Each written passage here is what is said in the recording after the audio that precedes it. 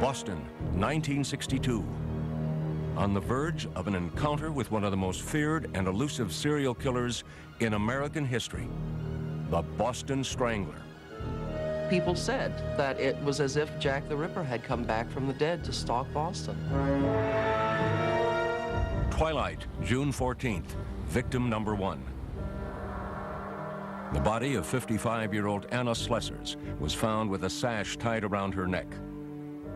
The knot so tight that blood was dripping from her ear. Her attacker sexually assaulted her with an unknown object, then left her half naked, sprawled on the kitchen floor. 2 weeks later, victim number 2. 68-year-old Nina Nichols was found dead in her apartment. 2 nylon stockings wound around her neck, blood dripping from both ears. She had been sexually violated with a bottle. The next week, victim number 3 was found in Lynn, just north of Boston. Helen Blake, who was 65, was lying on her bed wearing nothing but a pajama top stained with blood. 2 stockings and a bra were wrapped tightly around her neck, fashioned into a bow. She, too, had been sexually assaulted. Police suspected they had a single culprit on their hands. The similarities seemed to add up to the grisly signature of a deranged killer. Then, like clockwork, victim number 4 was found 3 weeks later back in Boston. This time, the killer posed the naked body of 75-year-old Ida Erga, with her legs spread wide, straddling 2 chairs, exposed to whoever opened the apartment door. Once again, the cause of death was strangulation. The Boston Strangler had now pulled off more than a string of murders. He had paralyzed a city with fear. News reports said a madman was on the loose. Within 24 hours of the last murder, another elderly woman's body was found with her head submerged in a tub of water. Victim number 5. 67-year-old Jane Sullivan had 2 stockings twisted around her neck. Then there was an eerie reprieve. For the next 3 months, there were no more stranglings until December 5th, 1962. Victim number 6. Sophie Clark was found gagged and strangled in her apartment near Boston University. Her roommate discovered the body. She just didn't move, and I was really panicked and shocked, and I called out her name, and I said, "Oh, God." And I just stood there for about a second. I thought, well, what was I going to tell her mother? They thought they had a serial killer up until the Sophie Clark murder. At that point, they had to stop and think whether it could be the same individual, because certain things were different. All of the other victims were older and white. Sophie was young, and she was black. At this point, sheer panic enveloped Boston. No woman was safe. Old, young, black, white, anyone could be a target. Boston's Phantom Strangler was grabbing headlines fast. Newspapers churned out fear with each edition, and people looked for any way to protect themselves. Every morning, the pound would be empty because the dogs would have been seized by citizens. There has been a tremendous demand for animals of all sizes, both large and small, since the strangulations began. There was a run on locks. After each one of these stranglings, we get quite a spurt for all types of locks, mainly these chain locks. Avon salesmen and Fuller brushmen were brusquely driven away. The whole town was locked up. But all the security precautions failed to prevent another murder. By the end of 1962, the Strangler claimed his 7th victim. Patricia Bissett, just 23 years old, was found strangled on New Year's Eve. At this point, police were baffled. At each crime scene, there was no sign of forced entry, no robbery, no apparent motive. We don't feel that the person or persons responsible for one or more of these crimes is necessarily 100% psychotic. We feel that the person may be normal in many ways. We feel that they will tell someone about it. We would like to hear from that person or persons before harm comes to someone else. But harm did come. During the next year, 3 more women died at the hands of the Strangler, including 23-year-old Joanne Graff, raped, then strangled. The same day, America mourned the death of President Kennedy.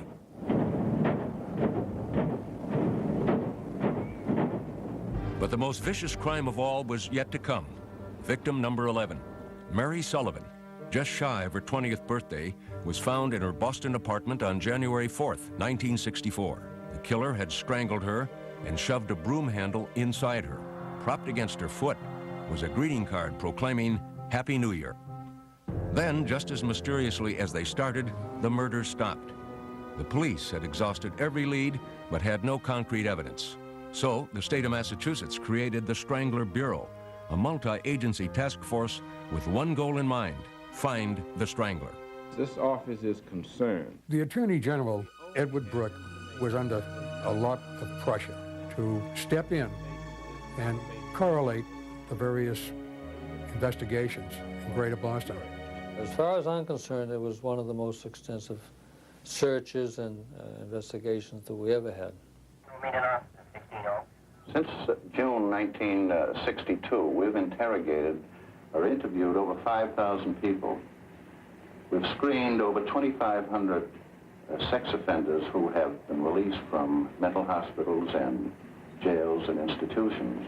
But the cops had little to go on. We had well over 1,000 leads in our files, but no one suspect would apply to all of the stranglers we were looking at. The police never did find the Boston Strangler. Instead, the Strangler found the police. Almost a year after the last killing, a man stepped forward and claimed that he was the one. He was the Boston Strangler. His name? Albert Henry Desalvo. It was March 1965 when America could finally put a face to the monster known as the Boston Strangler. A 33-year-old construction worker named Albert Desalvo had confessed to the 18-month killing spree. At the time, he was awaiting trial for a series of rapes. Boston police believed Albert was their man. His confessions included remarkably accurate details, especially when it came to the last victim, Mary Sullivan. I left her on the side of the bed with her head hanging down, her bust was exposed, and was she lying flat on her back, or was she? No, she was sitting up. I spent time in all the Boston cases and most of the outside cases, and his description is better than what I could give at that time. Police and reporters began unraveling the troubled life of Albert Desalvo. It had begun during the Great Depression in Chelsea, the poorest town in all of Massachusetts. Albert Desalvo was born in Chelsea in September of 1931. He was the third of 6 children of Charlotte and Frank Desalvo. His childhood was miserable. Frank was a monster of abuse to his wife and to his children. He once broke Charlotte's fingers by serially snapping them as if they were dry twigs. Frank Desalvo would bring home prostitutes and have intercourse with them in front of the children. One of the things that stands up would be probably when I was 4 or 5 years old, is my mother and my father having a fight. And at some point, my mother got knocked down, and my father had Albert by the neck, picked him literally off the floor, and was just shaking him like a rag doll. Soon after that incident, Charlotte and Frank divorced. The family never saw Frank again. By the time Albert was 12, he was working odd jobs after school. He delivered flowers and shined shoes to make some pocket money. Most of all, he tried to make life easier on his sisters and brothers. If we were sitting there, he'd say, "You want a Coke?" And then he'd know, looking at me, he'd know right away, a Coke isn't enough. You want a sandwich, a hot dog, you want a cake? Before he was 13, Albert had a police record. Albert had his first brush with the law in 1943. He committed assault and battery and robbery on a neighborhood paperboy. The take from that was $2.85. The judge gave Albert a suspended sentence. Within weeks, he was arrested again for breaking and entering. He had stolen $24 worth of jewelry from a neighborhood house. This time, there was no slap on the wrist. Albert was thrown into a reform school, the Lyman School for Boys, where he spent a total of 2 years. It was a harsh and forbidding world, but even after he was let out, Albert's home environment wasn't much saner than reform school had been. Just as in his early childhood, 14-year-old Albert was graphically exposed to sexual promiscuity. This time it was his neighbors in the apartment building on Chelsea's Lower East Side. Albert also complained. He says they had a couch on the roof, and the people living in this building would have girls there. And I'd come up and they'd say, "Here's a quarter, beat it." And he says, sex all the time, happening all the time. The otherwise meek and impressionable teenager was beginning to show a sadistic side as well. Albert himself would put dogs and cats in orange crates and let them scratch each other to death. But Albert did not show any violence to those closest to him. We had a little spat because I wanted to go with him somewhere, and he kept, denying me from going, and finally I grabbed him by the hair, and I wouldn't let go. I pulled out a piece of the scalp and all on it, and even at that point, he still, he just took it like a grain of salt. He was angry, but not enough to hit me or anything for it. Albert's home life was not improving. So, at the age of 17, with only a junior high school diploma, Albert found a way out. He joined the Army. There, he developed a reputation for being obsessively neat. Albert completed his basic training at Fort Dix in New Jersey and was transferred to Germany in 1949. There, at a USO dance, he met a woman named Irmgard Beck. They fell in love. Albert was passionately in love with Irmgard. He adored her. He treated her as if she were a goddess. Albert and Irmgard were quickly married in the small town of Bad Kissingen, but the marriage ran into problems right away. Irmgard discovered that Albert had an abiding obsession with sex and an overpowering sex drive that he relieved by masturbating frequently. She was said to have claimed that he wanted to make love 5 or 6 times a day, which clearly she did not have the time for, nor the inclination. The only thing she ever said to me is that they did have sex, and then when she'd go to the bathroom, she'd find her dish towel or another towel with semen or something on it, and that upset her. What's wrong with him that he should have sex with me and then have to go into the bathroom? He said, "I have a burning feeling in my abdomen, flashes of burning, and it means I have to have sexual release of some kind." In 1954, the young couple left Germany for America, where Albert's sexual problems soon caught up with him. When Albert returned to the United States, to New Jersey, he had brushes with the law. The most serious one was an arrest in Mount Holly, New Jersey in January of 1955 for carnal abuse of a child. The charges were dropped when the girl's mother decided the court proceedings would be too traumatic for the child. Albert decided it was a good time to leave town. In 1956, Albert, Irmgard, and their new baby daughter packed up and left New Jersey and the Army altogether. Their destination, Boston. Within years, Albert would begin his downward spiral into a psychotic world of sexual deviation and violence. At the age of 25, Albert Desalvo was fighting an internal battle against his own monstrous sexual cravings, and he was losing. But he still strained to live the normal working-class life in Boston with his wife Irmgard and their baby girl. He was very firm about the fact that he was a devoted husband and father. He never went out with the guys for a beer after work. He came straight home. He gave his entire pay packet to Irmgard. He was never one for a night out on the town. Albert grabbed whatever job he could find, in a shoe factory, then in a shipyard, and finally as a construction worker. By 1960, Albert and Irmgard had their second child, a son. But Albert was restless. He wanted to be something in life and just didn't have the background, training, education, experience, or the wherewithal to become anyone except a loudmouth, self-centered, egotistical braggart. And a sexual predator. Albert had begun to prowl the streets of Cambridge searching for his prey. He invented a routine to con gullible young women, relying heavily on his ability to charm.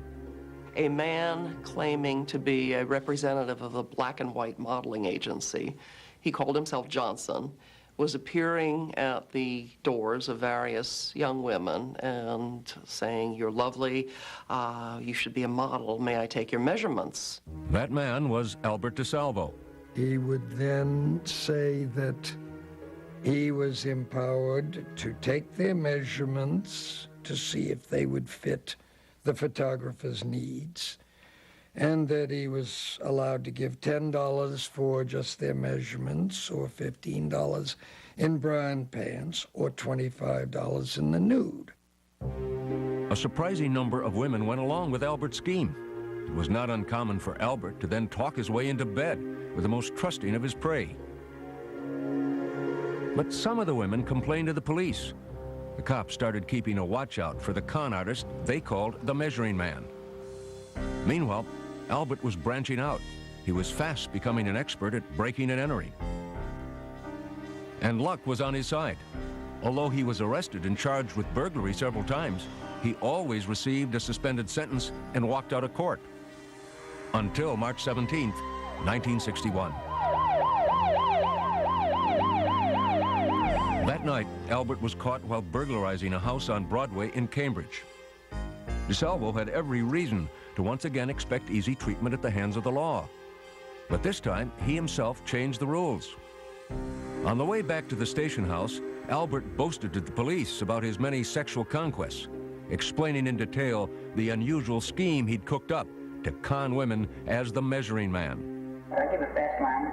I said, well, if you give me your measurements now, I'll have them stripped right down naked. And I told her, if you really want to make out, I said, I'll come down myself first thing this afternoon, and I'll take care of you. I'll make sure that you get first prize. The police were delighted with Albert's unsolicited confession. They arrested him for the Measuring Man assaults, and they threw the book at him, charging him with breaking and entering, assault and battery, and lewdness. But the judge softened the blow. He dropped the charge of lewdness and allowed Desalvo to plead guilty only to the burglary and assault charges, an act of leniency that would have serious consequences later. To Albert, it didn't seem lenient at all. For the first time in his life, Albert had to go to prison, the Billerica House of Corrections.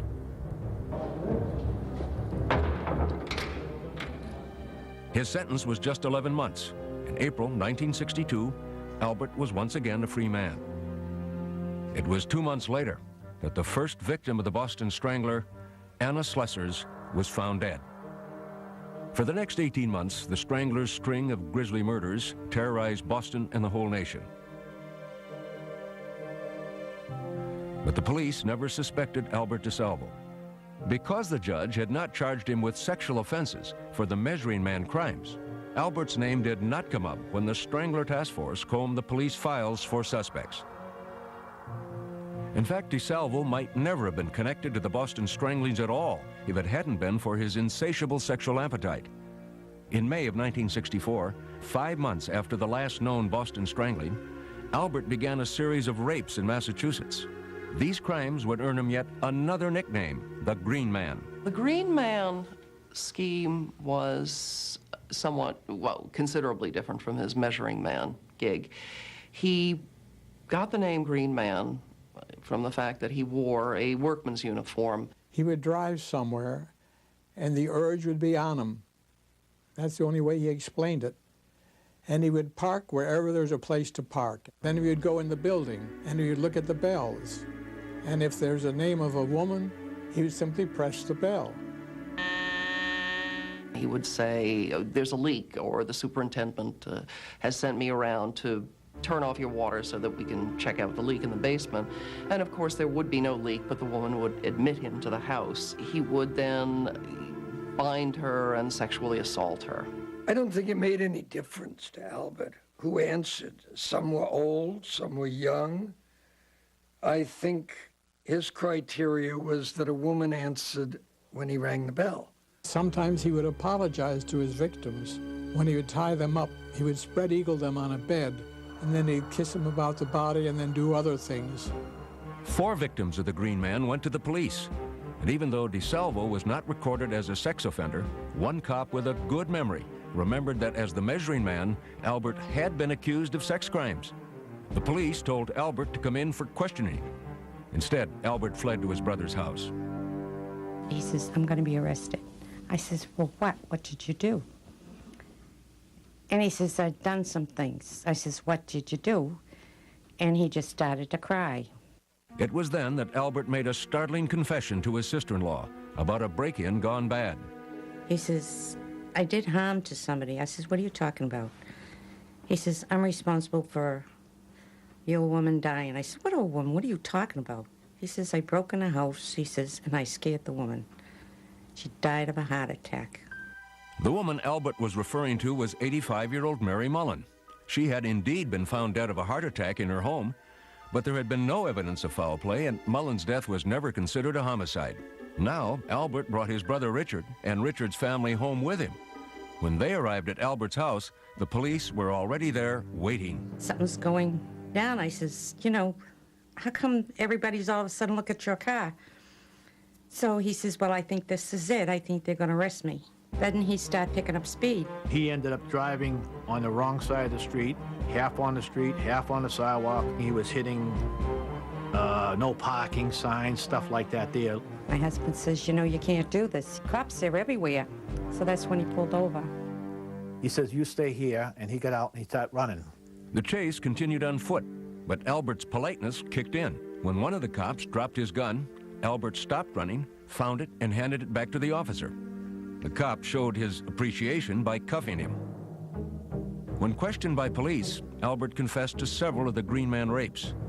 The judge in the case found the confessions disturbing enough that he sent Albert to a mental hospital for observation. There, Albert would meet another mental patient named George Nasser. As usual, Albert could not help bragging about his exploits. He was constantly talking about what his crimes were. While talking to George Nasser, Albert would confess for the first time that he was the Boston Strangler. Albert Desalvo began the fall of 1964 at the Bridgewater State Hospital for the criminally insane. He had been arrested for a series of rapes in Cambridge called the Green Man crimes. The judge had sent him to the hospital to determine if Albert was competent to stand trial. As far as the psychiatrists were concerned, he was. I diagnosed Albert as a sociopath. A major characteristic was he was manipulative, not above committing crimes to get what he wanted. But there were also aspects, he was terribly insecure. He wanted to be the most important person in the world. Declared competent, Albert was sent back to jail, but not for long. In jail, Albert announced he was having visions of his wife appearing and berating him for his crimes. So the judge promptly sent Albert back to the mental hospital. This time, the psychiatrists decided to label him incompetent. Then suddenly, Albert started talking like he never had before. He bragged so much nobody believed him. As a matter of fact, he was found out only because he bragged to a cellmate, George Nasser, who was very bright. Nasser, who was in the mental hospital awaiting trial for murder, became Albert's confidant. He just wanted to know, what could a person do to help himself and his family if he had a series of terrible crimes to confess to and didn't want to be simply buried in the system, but wanted treatment for his crimes and wanted help for his family. According to Nasser, the terrible crimes Albert was hinting at were the Boston Stranglings. Nasser told Albert he would mention the problem to his own attorney, the famous young defense lawyer F. Lee Bailey. Bailey was intrigued by Albert's veiled admissions, but jailhouse confessions to unsolved crimes are quite common and often invented. So Bailey wanted some proof that Albert was telling the truth. To see if Desalvo knew what only the killer could know, and no one could memorize if the real killer had told him. Bailey went to the Boston police and asked for detailed questions on the Stranglings, questions he could use to quiz Albert. We gave him probably 25 questions that, as far as we knew, were pretty much secreted in our organization. They certainly were never printed in the newspapers or was on television. When Bailey arrived at the mental hospital with the list of Strangler questions for Albert, George Nasser was present as the meeting started. Bailey then pulled open a folder and asked Al a question. It was something like, what was under the sofa of Mrs. So-and-so's apartment? And Al said something like, it was a pink and blue scarf, silk scarf. And that's when I said, I'll say, Al, I'm leaving. Bailey checked Albert's answers with the Boston police, who told him Albert had passed the test with flying colors. Now Bailey was sure he was dealing with the real Boston Strangler. He called Albert's wife Irmgard and told her. Irmgard packed up their belongings and left with the children. Albert never saw his family again. But when his brother Richard came to visit him, Albert told Richard he had great plans for the future. The way he explained it was he was going to admit to something. It was going to make him famous and rich. He would be able to have books and movies and so many different things, and there'd be so much money involved that he would even own the hospital, the mental hospital that he'd be in. F. Lee Bailey signed on as Albert's lawyer. His top priority from that point on was to keep his client out of the electric chair. So Bailey cut a deal with the authorities. Albert would confess only if the court ruled him insane from the very start. But word was getting around that someone was confessing to the Boston Stranglings. State Attorney General Edward Brooke decided to take control. I filed a petition in the Supreme Judicial Court asking for a restraining order against F. Lee Bailey. Brooke had the court appoint Albert a legal guardian. Bailey was allowed to stay on as Albert's attorney, and the state agreed that in exchange for the confessions, Albert's words could not be used against him. All his admissions were given under guardianship. Therefore, they were absolutely inadmissible in a criminal case without a waiver on his part.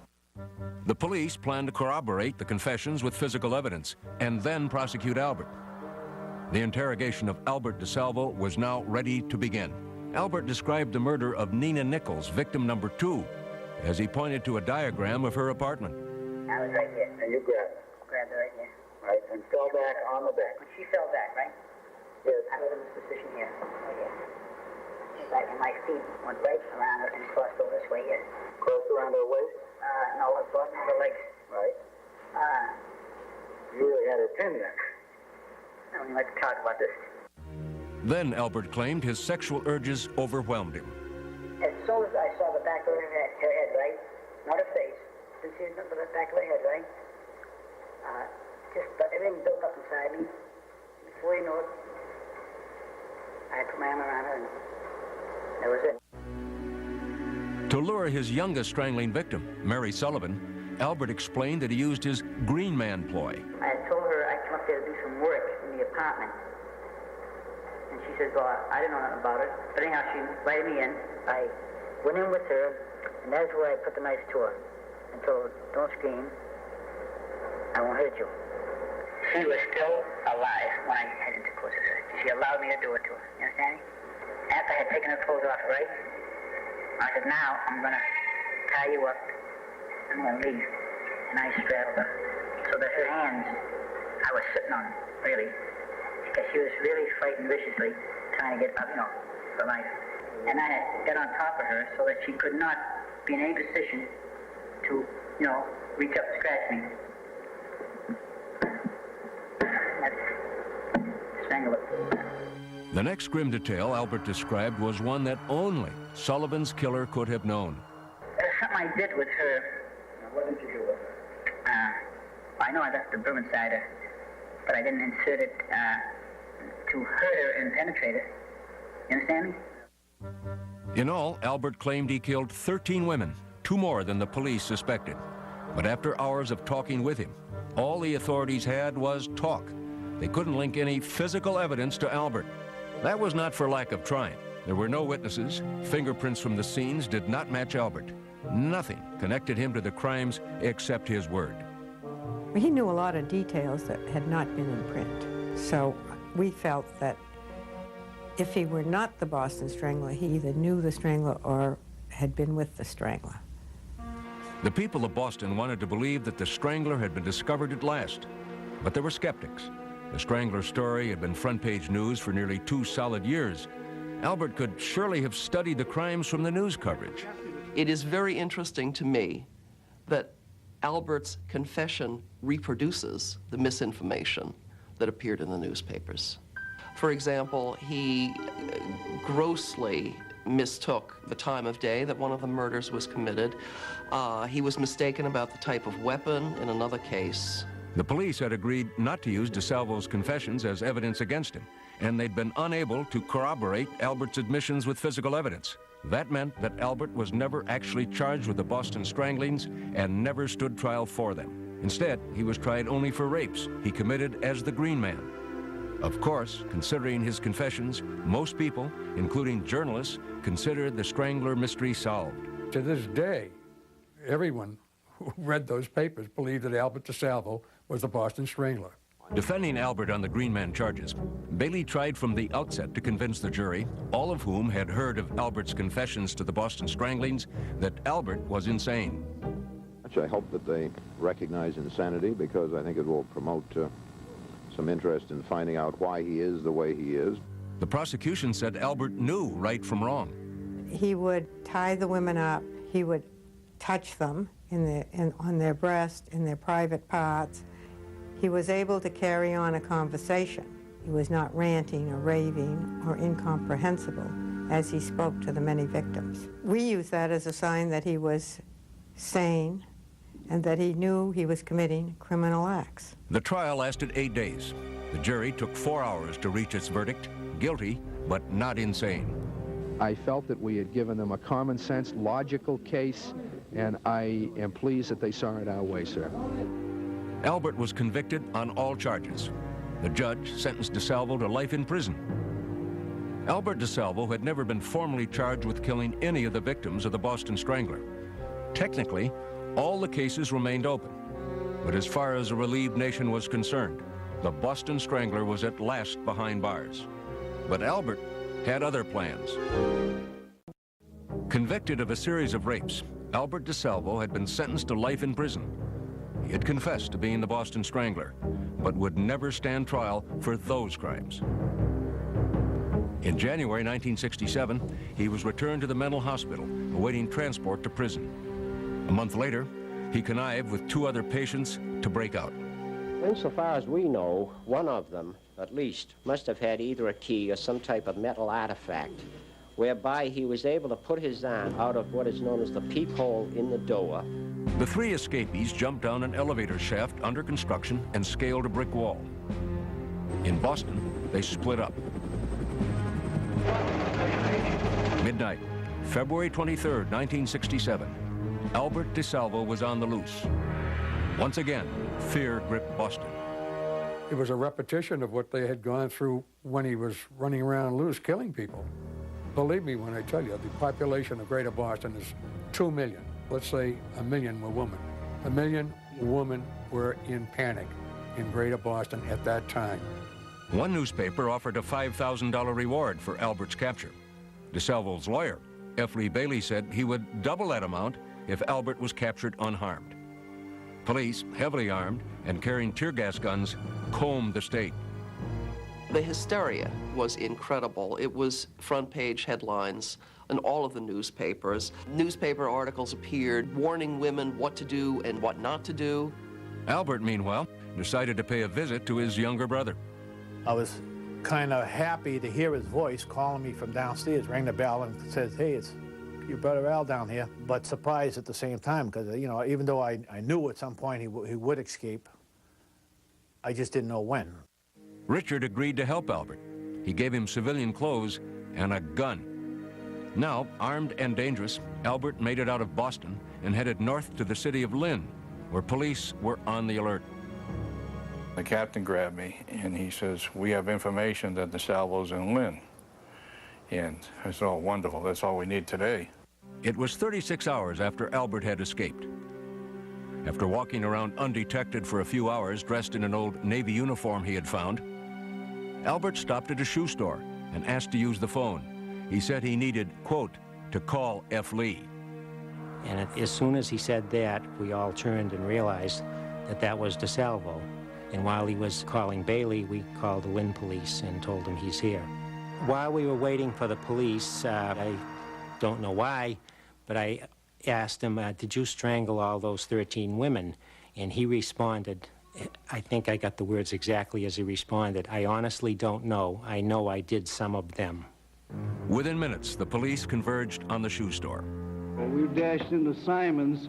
He was standing in the rear of the store. I recognized him from the picture, and I asked him his name. He said it was Desalvo, and I put the cuffs on him. Did he give you a hard time? No, he didn't. Did he say anything to you? He said he was Desalvo. As the different police agencies fought over the privilege of returning Albert to jail, Desalvo was paraded before the swarm of reporters. That would do no harm to nobody. My only purpose of leaving is Okay, let's go, Albert. Come on, Al, did you keep that promise? I did. I didn't bother nobody. After the fact, Albert Desalvo insisted that his escape was meant to protest his being sentenced to a prison instead of a mental institution.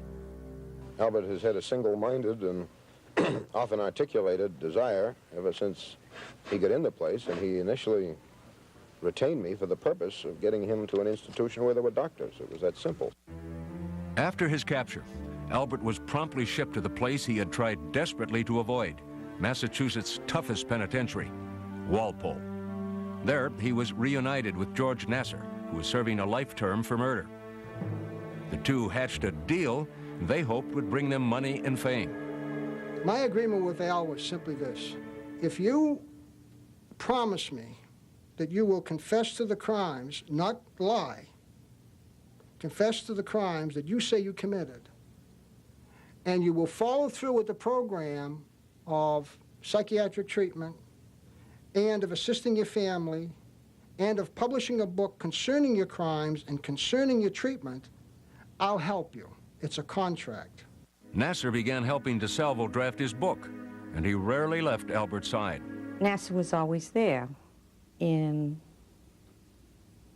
even though we asked him a couple of times, what does he have to be here? I mean, this is family, you know?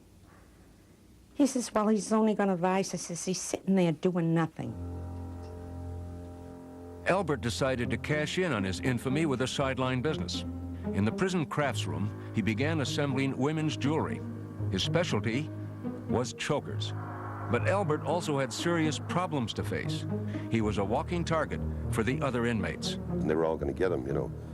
Could have been my sister, could have been my mother, could have been this. They all wanted to be heroes. I can get the Boston Strangler and I go up another couple of notches. They would affect the vengeance that the society felt was his due. They were saying, hey, you killed 13 women, some of whom were mothers, and you're going around bragging about it and finding that funny and talking about making chokers for women and laughing and giggling about this. It wasn't long before prison life took its toll on Albert.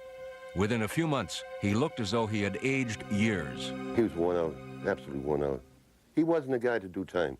6 years later, on November 22nd, 1973, Albert was stabbed to death in prison.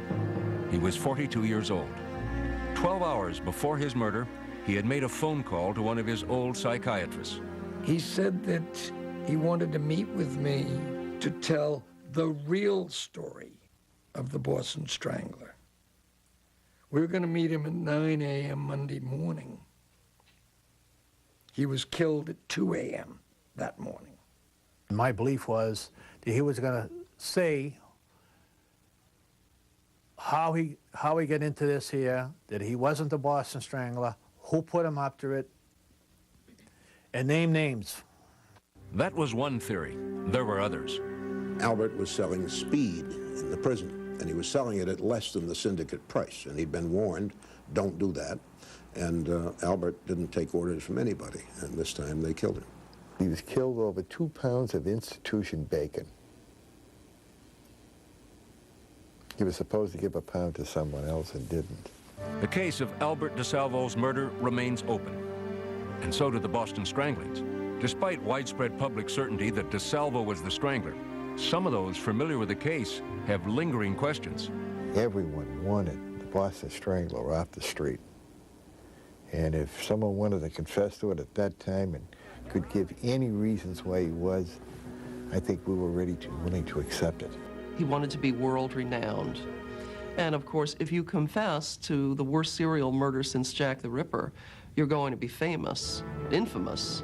Another reason that he had was that someone convinced him that if he confessed to being the Boston Strangler, he could make it a lot of money.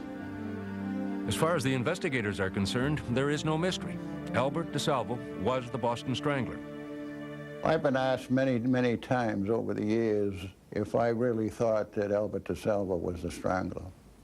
And I was positive 30 years ago, and I'm positive now.